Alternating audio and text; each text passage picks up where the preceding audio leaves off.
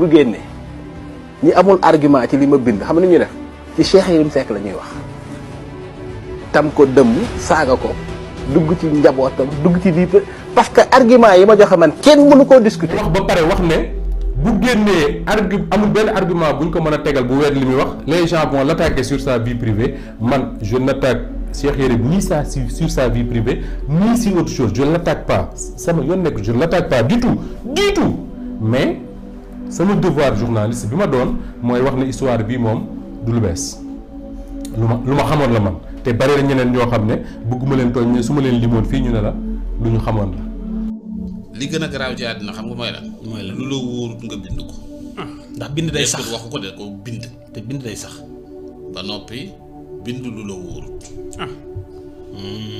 lan moo ko war a jañax ba muy bind lu ko wóorut. bàyyi ko ci xeli ay nit après. yaa ngi dégg lan moo ko war a mën a jañax ba muy bind lu ko wóorut. gis nga li ma la bëgg a wax mooy li mu waxaale. waaw li mu wax te waxu ko. li mu wax te waxu ko. boo xoolee Sonko nag Yérim nee na ko. mais dama bëgg mu leer ci bopp Sénégalais yi que ni histoire bii ñuy raconté fii ne 2019 la xew et que Ousmane Sonko la concerné ay policiers fekk ko ci corniche bi ak xale bu jigéen dem wax ko ministre de l'intérieur wax ko président Macky Sall ne nañ ko bàyyi parce que nangam ak nangam dama ne la Fatou avant Ousmane Sonko di dugg ci politique.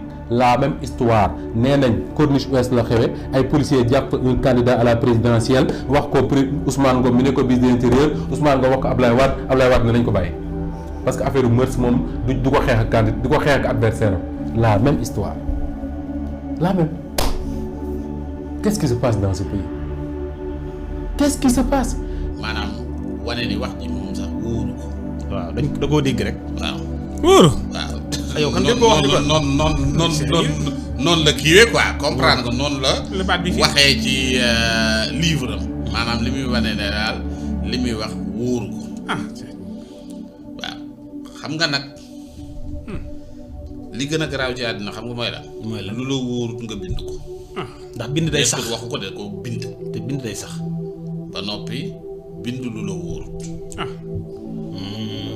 man wax naa ko mais di nga dégg yeneen journalistes yi ko wax parce que du ma rek maa ko xam man je sais pas mais am na yoo xam soo leen woowoon fii léegi ñu ñëw ñu wax la Moustapha raconté na ma lii te boobu man xaw ma ne war Cheikh Yérim dina ci bind mais li ma jaaxal mooy su ma jëlee ñaari histoire bi nga xam ne man amoon naa ko yeneen journaliste amoon ko te ñun à l'époque ñu jàppoon ne c'est de simples rumeurs moo tax gisoo benn journaliste bind ko soo liiree tey li Cheikh Yérim Seck bind da ngay dindi turu kañ doon wax à l'époque te bëgguma ko tudd def ci turu Ousmane Sonko dindi 2012 def 2019 dindi Ousmane Ngom def actuel ministre de l'intérieur dindi Macky Sall def Ablaye Wade muy même histoire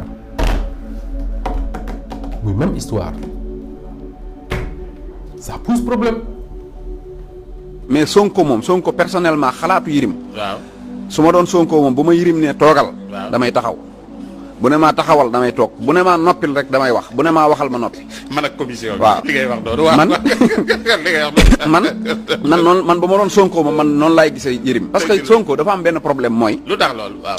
ñi mu maaseel ci at daanaka wala ñu bokk duggandoo ci université bi génn seen génération bi nga xam ne ñoo ànd université ak nii. waaw nii mbir mi tëddee. waaw ci Sonko dëgg neexu leen. waaw am na ci ñu nga xam ne. bett na leen xamaguñ nan lañ ko war a recevoir. ñeneen ñi ci des ay lépp la leen di nuru mooy xëy na lii man maa imaginé nit ñi nii la affaire bi demee waaye demeewu ni. ñenn ñi xam nañ ne noonu la demee mais dañu zalu. voilà. ñu bëgg daal ne kenn du ko fi waxee. terrorisme intellectuel gis nga Facebook boo ko ubbee. saagante yi xuxante yi mais loolu mënut a dox ci réew. waaw loolu surtout nag les nitu Ousmane Sonko yi. parce que nañu affaire waaw. bëgg na parce que saaga yi moom d'ailleurs man jàpp naa ne bëriwul. saaga yi voilà bëriwul. gars yi benn son bu mii ci internet lay liggéey. ab youtubeur la. waaw na xool vidéo bu mu mën a def. waaw su amee 600 commentaires. du am 10 saaga. waaw. loolu d'accord nga ci son yi. beneen saa yi sax du am 10 saaga mooy répété. gars yi li ñu jàppee saaga mooy. toog saaga yow ba pare. ne bu kenn saaga. mooy nga toog ci bu njëkk ba ñun li ñu xamoon mooy toog ci télé. li ngay wax ki ci àndut ak yow ak ki ci ànd ak yow amul fu mu la ko wane. da ngay wax ci télé bi dem ñibbi dugg sa oto dem ñibbi sa kër. léegi nag ci internet lañ nekk da ngay wax say waxi naaféq ba noppi. gars yi jàpp ko di ko wekki par benn nga naan léegi ñi ngi may saaga fekk kenn saagawu la.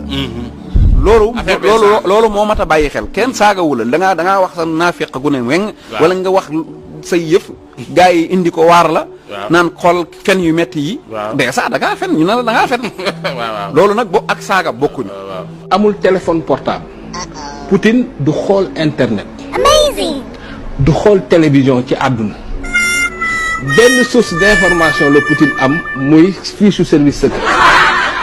am temps boo xamante ne dama koy consacré ci livre Cheikh Yérim Seck pour dire vrai. mais li ma jaaxal mooy en fait retour am si espace public bi. parce que bañ koy mujj dégg moom Cheikh Yérim Seck dafa defoon vidéo baalu sénégalais yi nii na ko sénégalais yi jéggal nañu bàyyi di ko fàttali ay ayibam. loolu la waxoon alors mënoo wax loolu sénégalais yu bëri fàtte bàyyi waxatuñu si say wax waxatuñu si say waxu doom. c'est ça parce que doom ji aussi niñ ko libéré loo xamante ne lu suspect la. parce que Sénégal maa ngi doo ngay dégg ci mbirum viol ñu naan vice de procédure tax na ñu annulé lépp. Karim Wade am na vice de procédure terewul dafa dem ba condamnation Khalifa Sall am na ko dafa dem ba condamnation mais ci moom doomam kenn waxatul ci loolu parce que toog na ñaan ni moom génn na ci espace public bi na ko Sénégalais yi jéggal bàyyi ko moom mu continuer li nga xamante ne voilà mu continuer li nga xamante ne mooy sa vie nekk ci wetu yaayam nekk ci wetu ay njabootam kooku bu dellu si waatee ñëw bind livre boo xamante ni dafay dugg ci ay intimité ay nit di jéem a yàq ay nit mais tu te poses la question de savoir qui en fait ban objectif la am. Et le moment choisi pourquoi moment bi.